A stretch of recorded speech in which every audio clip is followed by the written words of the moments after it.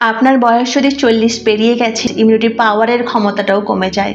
আর আপনার যদি immunity power কমে যায় তাহলে শরীরের মধ্যে অনেক অসুখের বাসা বাঁধতে পারে।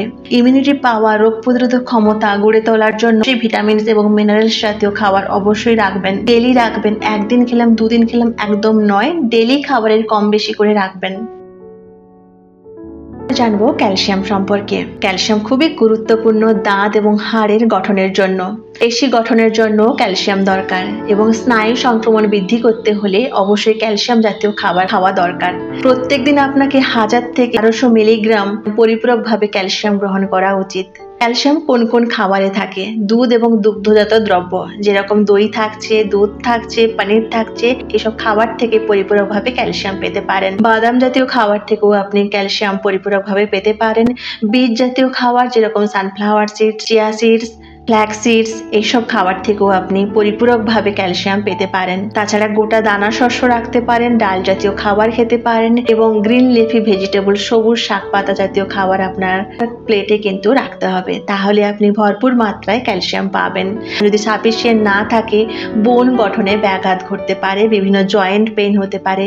এই জন্য ডেলি লাইফে অবশ্যই ক্যালসিয়াম গ্রহণ করা উচিত 1000 থেকে 1200 মিলিগ্রাম। যদি কোনো কারণে আপনার ক্যালসিয়াম সাফিসিয়েন্ট শরীরে না থাকে, অবশ্যই ডক্টর বাবুর পরামর্শ নিয়ে সাফিসিয়েন্ট ভাবে সাপ্লিমেন্ট গ্রহণ করতে পারেন, ক্যালসিয়াম কার্বনেট এবং ক্যালসিয়াম সাইট্রেট।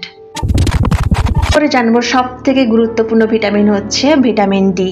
কারণ ভিটামিন ডি যদি সাফিসিয়েন্ট শরীরে না থাকে, ক্যালসিয়াম শোষণ হবে না। ক্যালসিয়াম জাতীয় খাবার অনেক খাচ্ছেন কিন্তু শরীরে কোনো গঠনের কাজে সহায়তা করছে না।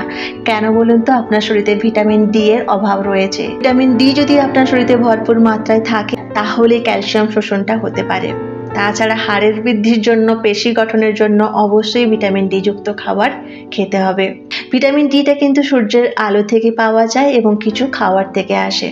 এই জন্য ডেলি আপনাকে সূর্যের আলো নিতে হবে 15 থেকে 30 মিনিট, তাও আবার সানস্ক্রিন ছাড়া। সানস্ক্রিন না লাগিয়ে 15 থেকে 30 মিনিট যদি সূর্যের আলো নেওয়া যায় তাহলে আপনার শরীরে ভিটামিন ডি ভরপুর মাত্রায় থাকবে। তাছাড়া যেসব খাবারগুলো থাকে, দুধ এবং দুগ্ধজাত দ্রব্য, ডিমের কুসুম থেকে ভিটামিন ডি পেতে পারেন এবং লিভার থেকে ভিটামিন ডি পেতে পারেন। আর যদি সাফিসিয়েন্ট ভাবে ভিটামিন ডি না থাকে, অবশ্যই সাপ্লিমেন্ট গ্রহণ করতে পারেন, সেটা হচ্ছে ভিটামিন D3। সবসময় চেষ্টা করবেন সূর্যের আলোতে প্রত্যেক দিন থাকা 15 থেকে 30 মিনিট। আপনার শরীরে যদি ভিটামিন ডি এর মাত্রা কম থাকে, হৃদরোগের ঝুঁকি সমস্যা এবং ম্যালিগনেন্সের মতো দীর্ঘস্থায়ী রোগের কিন্তু বাসা বাঁধতে পারে, নানা সমস্যাও হতে পারে।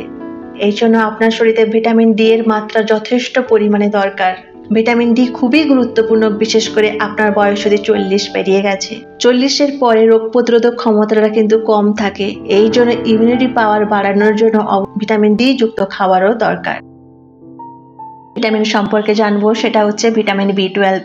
আপনার যদি একটা বয়সের পরে সবসময় আপনাকে ক্লান্ত ভাব, দুর্বল ভাব মনে হয়, স্নায়ু দুর্বল মনে হয়, তাহলে ভাববেন আপনার শরীরে ভিটামিন B12 এর ডেফিসিয়েন্সি রয়েছে। ভিটামিন B12 এর কাজ হচ্ছে লোহিত রক্তকণিকা উৎপাদন, স্নায়বিক কার্যকারিতা এবং শক্তি উৎপাদনের কাজ হচ্ছে ভিটামিন B12 এর কাজ। আপনার ডেলি 2.4 মাইক্রোগ্রাম ভিটামিন B12 দরকার থাকে। এসব খাবারে ভিটামিন B12 থাকে।